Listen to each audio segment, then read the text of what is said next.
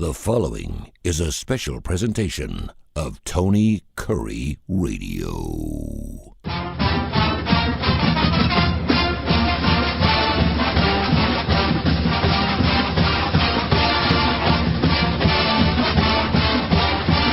One of our best shows here on Tony Kurre Radio on the TKR app. Thanks to over 100,000 people have already downloaded the TKR app. We love you and thank you for that. And of course, you can listen to us on the Tony Kurre Radio podcast platform. Wherever you get your podcast, if it's got music in it, you can check out, of course, Spotify, anywhere else. We're on every major industry out there. And this is one of our best shows, the UAB Director's Chair, because he is the director, the athletic director of the UAB Blazers, Mark Ingram. Happy holidays to you, my friend. How are you?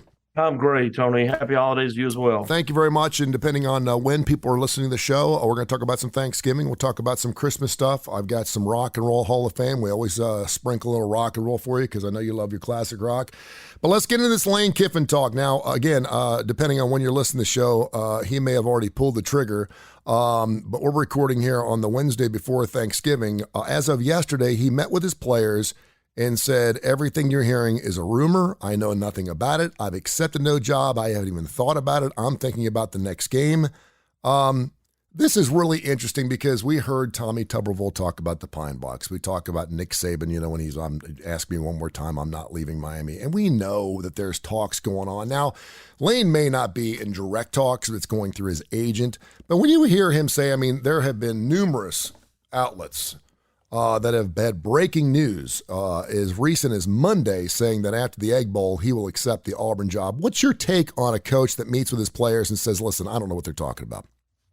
Well, first of all, Tony, I don't work at either of these schools that you're asking me about. Yeah. So not really to specifically speak about, Coach Kiffin or that situation directly, but I guess if a coach says that to his team that it's a rumor, it's not true, you gotta take them at their word, I suppose. I do remember, and you brought up Coach Saban when he left the Dolphins. I remember he did a great interview after he had accepted the Alabama job. I don't know if it was on 60 Minutes or it was a different sort of news source than what you would consider typical. Yeah. And he talked about the challenge of every day being asked by the media, and maybe somebody said, "Oh, you lied," and he said, "Well, you're sitting here with a team of people whose livelihood is based on talking about the Dolphins. Their livelihood is based on success and winning, and the players have a shelf life, right? Pros. Yeah. You're trying to give them everything that you can, and you're forced to be in a position, unfortunately, to not tell the truth." How he phrased it, I'm sure was a lot better, and I remember thinking that it was really well put. If I'm not mistaken, I think he also apologized later on, saying, "Listen, I probably could have handled this a little differently." It's just hard. It's a tough thing. You've got. If there's an opportunity for you that's out there, that's something you're intrigued by, better in some fashion, as a grown adult and somebody who's trying to do right by their own family and themselves professionally, that's important. And at the same time, you've got this whole team. If it's a college team, it's 110 to 120 players and big staffs, whether it's college or pro. You got all these people whose lives are also affected by that. Listen, I hear you, and I understand there are a lot of dominoes that fall when a head coach goes. It affects everything. But the two different ways you could go here. First of all, just deny and say, I'm not talking about this, or just saying I'm not talking about this. You guys can make up your stories, but I'm not addressing this, and I will address it. The second thing is I've never heard a coach be honest and say, listen, we're having a great run here at Ole Miss. We're doing fantastic. Obviously, the Auburn job is a great position, and if I have any information about me perhaps going there, I will certainly send it along to you, but my phone rings. I know you had it with Bill Clark. Bill told me that his phone rang all the time. He didn't say he answered it necessarily, but when you're successful somewhere and people are poaching you, they want you, that talk is going to come up. And the fact that he met with his team kind of rubs me, because what happens in the locker room stays in the locker room, right? And I know, obviously, if he would told them something, hey, listen, I'm going to leave after the Egg Bowl, it would have gotten out. You got 120 kids with Twitter accounts, they would have gotten it out. So I realize he's got to protect those kids and protect the respect of the office. But I don't know. It seems strange. The writing's on the wall, and if he doesn't take the Auburn job, it would just be a shocker at this point. And for him to meet with his players on a Tuesday before Thanksgiving and say, "Listen, it's a bunch of hooey, don't believe it." It feels like he's almost giving them hope that he's staying. And maybe he is, but what I've learned in my career is that there's a lot of ways to handle things, and almost all of them you will be criticized for to some degree. The pundits, True. The critics will always be there, and somebody's going to tell you didn't do it right. It doesn't even matter what we're talking about. There's some, whether it's a player or a fan, or somebody's going to say, well, they could have done it this other way. Yeah, you could have. There's peril to all directions that you might go. And, again, it's a tough spot to be in. You're trying to do right by as many people as you can, which is not always easy. Yeah, let me ask you, this is the UAB director's chair. He's the athletic director, Mark Ingram of the UAB Blazers, and basketball season's well underway. We got football season coming to an end. Greatly appreciate his time every single week. We're very grateful to have him. And you and I have this agreement. I'll ask you anything. You don't necessarily have to answer these questions. With the Bill Clark situation, speaking of changes in hires, obviously you want to make a hire of a football coach. I'm assuming you're getting down in the nitty-gritty, correct? We are. Okay. And the fact that Bill Clark was, of course, the head coach at UAB and then retired because he needed to have some back issues and some surgery. And it certainly appears, at least you said on the show last week, he's not going to be the next head coach at UAB, but more than likely will coach somewhere else. What do you think the feeling will be about Bill Clark inside the UAB fan base? Oh, look, Coach Clark was coached 6 seasons here and did a great job. Obviously, we were bowl eligible all 6 of those seasons. I think if I wasn't here, but I don't think we were selected in 2014, but we were eligible. And then in 2020, we were asked, sent an invitation to the Gasparilla Bowl in Tampa to play South Carolina. And they had a COVID issue, and then we ended up ultimately not playing that game. But we were invited to that game. Yeah. We got gear with the logo on it. Yeah, there you go. we did all we could do that, and we had won our conference championship that year. So we had a great run here with Coach Clark, and I can't imagine that people would think, long term anything past that. Yeah, there was the thought process that perhaps he didn't really have to retire, but he did, so he could have a little separation between his last year with UAB and perhaps his next year at his next team. Is that safe to say? And I don't have a problem with that. I think that's a very elegant way to go out, particularly if you have to have back surgery during that offseason. Yeah. Yeah, I mean, I think that Bill's a young man, and hopefully his procedure went well. And if he wants to coach, I hope that he'll get that opportunity. Does he still have an office there? Oh, no. Coach, he retired from UAB, so he's from the state of Alabama, and I assume is collecting his retirement from the state, but I couldn't say that with certainty. But I'm making that assumption based on his phrasing of retirement. There you go. And we have not gotten a chance. He is Mark Ingram, the athletic director, of course, for the UAB Blazers. This is the UAB director's chair right here. You can hear it on every major podcast out there. It's one of our most listened to podcasts because the UAB fan nation gets after it. I was going to mention the LSU game. Obviously, we're about a week removed from that, but it's unfortunate that LSU, even Brian Kelly said that was our best game of the year. And unfortunately, it came at the hands of the UAB Blazers. But you had to feel pretty excited. I just wanted to get your thoughts real quick. First quarter of that game, man, UAB was running up and down the football field. I'm like, all right. And that was a really funky Saturday. There were some really close games with Ohio State, with Michigan. Teams were not blowing teams out. And I thought, you know what? There is a chance. But it didn't happen. Yeah, both teams were throwing haymakers there in that first quarter. Man, it was great.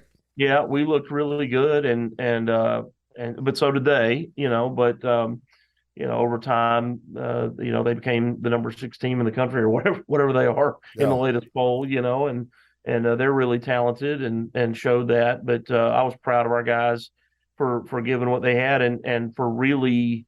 For showing up. So it's easy to walk into a place like that and just be so intimidated that you really never show up. That wasn't the case. We came right out and looked good and looked really smooth, and I don't want to say effortless, but we really had a couple of nice long sustaining drives for scores that I was impressed by. I was really proud of them. And now we know why the CFP put them number 5. They're that good. So fantastic. That is 5 as of yesterday. Yep. And number 5 with 2 losses. We've never had a 2-loss team get in, but that's certainly knocking on the door. A little bit more parity this year than in some years, it seems. A little bit, and that word parity has come up a lot, and some people would say that parity is not good. Some people would say it's great for the sport. Certainly we have that in college hoops, but then if you look every single year, you get Gonzaga, Kansas, Kentucky, and Duke at the top every single year. So I don't know what that means. All right, so with Thanksgiving and the beginning of the holiday season, I asked you before we started the show, and I want to put you on the spot right off the top of your head. I want you to give me 5 things that you're thankful for. They can be personal, they can be family, they could be professional, whatever you got. What do you got? Well, I've got a great family, Tony. You've met them. I got a great wife and Yes, kids, and I've got I work in a great place, UAB. I live in a great town, Birmingham. I got great friends. I don't have a lot of friends, but the ones I got are really, really good and special to me. So I have a lot to be thankful for. There you go. So now Christmas time is coming around the corner. I'm not sure if you're going to be sitting on Santa's lap here soon, but give me something that He hopes not. Give me something. There's a Santa Claus shortage. You and I could probably make about 20 grand during the off season, by the way. I'm thinking about working at Bass Pro Shops later on this week. College football, give me your wish list for things you like to see change in college football, whether it could actually happen or not. I'm assuming your first thing would be like get rid of the NIL in college football, but what would be some things that you would have a wish list for Santa Claus about college football or college athletics, period, since you're the athletic director? Yeah, the NIL, I don't mind NIL in the manner to which it was intended. These collectives are just a loophole to introduce pay for play. That would be on the wish list if we could do that. I'd like to see replays move a little quicker, though I know our officials are trying to get it right. So I appreciate that they're trying to get it right, but trying to find a way to cut down those breaks and keep the pace of play a little bit better for all of us, for the players, starting with them, but obviously for the fans and the people enjoying the game. I am really glad that we implemented the targeting rule years ago. I think that's helped player safety. I'm not in love with the fact that players get ejected. I wish there was some way that we could figure out a plan to, maybe there's a warning or something, and there's a penalty, and we could implement all sorts of things. You got to sit out for the next 5 plays or something. I don't know, but ejecting a player is so hurtful to everybody. And they're not always intentional. Sometimes these targeting, these guys get called for targeting and they could have stopped themselves. A lot of times they can't, and they get called for targeting, and then now they're out of the game. And it's such a huge letdown for the entire team. It just feels too penal to me. But all that being said, since we implemented all these things, concussions are down, and that's been good for player safety, which I'm 100% for. So those are a couple of things right off the top of my head for that. I wish that somehow, in terms of conference realignment, that we could go back to the way it was in the early days, which is all geography. Yeah. I think geography would help fans and schools and fan bases and create rivalry again. When you've got association with teams from the other side of the country, you can't get there without flying. It just makes creating real rivalries. Makes it really difficult. So I wish that we could wave a magic wand and all the conferences sort of be equal in size and be based mostly on geography. But I'm not seeing a lot of these things happen in our future. So if everyone asks Santa for these things, maybe we get it. There you go. There's a couple things that I wanted to bring up to you, and as athletic director, I'm curious to see what you're thinking. As a fan, it just drives me crazy.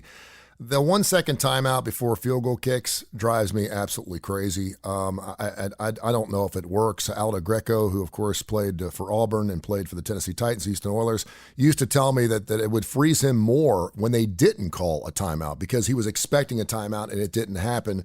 It happened several times in the Auburn game a couple of weeks ago. They had 3 timeouts. They called 3 timeouts, waiting to the last second. Of course, the kicker made all 3 of them and made the 4th.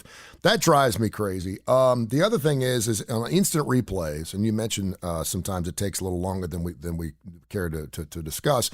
But on instant replays, when you've got a team doing hurry up and they're not in a hurry up mode, and because they don't want to have substitutions on the other side or whatever, and they're all of a sudden going into hurry mode because they know the previous play is going to be looked at. I wish there was some type. I don't know if you give it 5 seconds, because sometimes the instant replay is just not ready in time, depending, of course, whether it's a Conference USA game, an AAC game, or an SEC game where you have more cameras. And I've seen that happen numerous times this year where we all knew that wasn't a catch, or maybe the player was out of bounds because they snapped the ball and it just didn't get to the instant replay or the replay booth fast enough. It was called off. The other thing is, and I think you'll totally agree with me, what in the hell is going on with false starts this year? I've seen so many false starts of the UAB Blades this year. It's just an absolute killer. It's only 5 yards, but it always puts you behind the chains.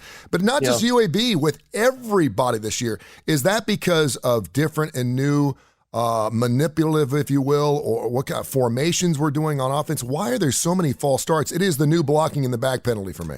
Yeah, it's because of how many teams shift their defensive line. They've watched enough of our game tape and their opponent's game tape. They know what our patterns are. And so what they'll do, notice how many defensive linemen will shift. They'll get down in their stance. We're all in our ready position. We appear to be set. And our quarterback does, makes a motion like they're going to snap the ball, that they don't clap, and then instead sort of go to a resting position and look back to the sideline for whatever, play call they want to switch to. Well, before that happens, when they're doing let's call it the fake snap, the defensive line shifts, and you're an offensive lineman and you're locked in on, okay, I got to block this guy, and this is what I got to do, and I got to get off the ball, and he's really good, and I got to be quick, and man, he's strong, and I got to get leverage, and I got to get low, and this is where I got to be. You're thinking of all this stuff, and then that whole group, 3 or 4 defensive linemen shift at the exact same time. Mm-hmm. It doesn't take much to flinch. Yeah, I know. It's not always a big step. It's just a little lunge, the tiniest little lunge, and now you're 320-pound guard. As a little lunge is like a full step for you and me, man. Are you going to do some flinching tomorrow at the Thanksgiving table? Yeah, I'm going to do more than flinch at that table. So. All right, Mark Ingram, he's the UAB Athletic Director. This is the UAB Director's Chair. You can hear it wherever you get your podcast, anywhere. We're on every major industry, including Spotify. Did you see the Rock and Roll Hall of Fame? I know you did not, but I did not. I love it, but I did not see it. I said it was the most diverse group of people I've ever seen, and therefore I thought it was going to be the most uncomfortable but the most exciting. Eurythmics, Pat Benatar, Carly Simon, Judas Priest, Dolly Parton, Duran Duran, Lionel Richie were the big ones that got in. You look at the class of next year, it's not good. This is a monster class, and to see Dolly Parton singing with Rob Halford from Judas Priest on stage was just weird. And there was a couple of moments that was kind of like, okay. But the fact that it's on HBO Max, so there's lots of F-bombs, which I think is always good for award shows, because everyone, Eminem was also inducted, and he certainly shared some things that I think made some people roll their eyes and scoff and go, wow, pretty amazing stuff. For whatever reason, it feels like these rock and rollers or these acts that get in feel like it's like a locker room. They're totally comfortable. They're not playing before a worldwide audience on network television. They're in their own home, and they can be who they really want to be, and I think it's fantastic. Now, you mentioned Dolly Parton. Now, the Rock and Roll Hall of Fame, and the man who actually started the Rock and Roll Hall of Fame was inducted this year. He's a lawyer, and he said he was sitting there having some spare ribs at some Chinese restaurant somewhere near Cleveland, and someone said, there's a baseball Hall of Fame, there's a football Hall of Fame, there's an NBA Hall of Fame. Why don't we have a Rock and Roll Hall of Fame? And I realize when you say rock and roll, why would Dolly Parton be in the Rock and Roll? It's got to be something. There is a music Hall of Fame, but I don't know if it's all-encompassing like the musical aspects. You could certainly make an argument that, say, the band Alabama, which is one of the greatest country bands we've ever had, should be in the Rock and Roll. Do you like the fact that there's all these different bands getting in? Oh, I think it's always good to recognize people for their achievement. It doesn't really matter to me if they're, which Hall of Fame they're in. I think the point is you're taking the opportunity to point out what an impact this person had on the industry and fans and people. And music is something that inspires people. It creates a mood. When you're watching a movie, or a television show, there's music in the background that helps set the mood. If it didn't work, they wouldn't have the music. It wouldn't exist, right? It wouldn't be necessary. But think of the screenplay or the not the screenplay, excuse me, the soundtrack for things like Star Wars and how impactful that music is to when you hear that Darth Vader music, I don't care where you are, you know what it is. Mm-hmm. And so I think it's great when you recognize people for their impact on society, whether it's entertainment, music, or whatever. I think it's all positive. I don't know how many times we have to be told, millions of times, and you and I are certainly getting up there. We're mature men, and we keep hearing these things. Believe in what you believe in. Have a vision, and don't let it go. Don't have anyone tell you can't do what you want to do.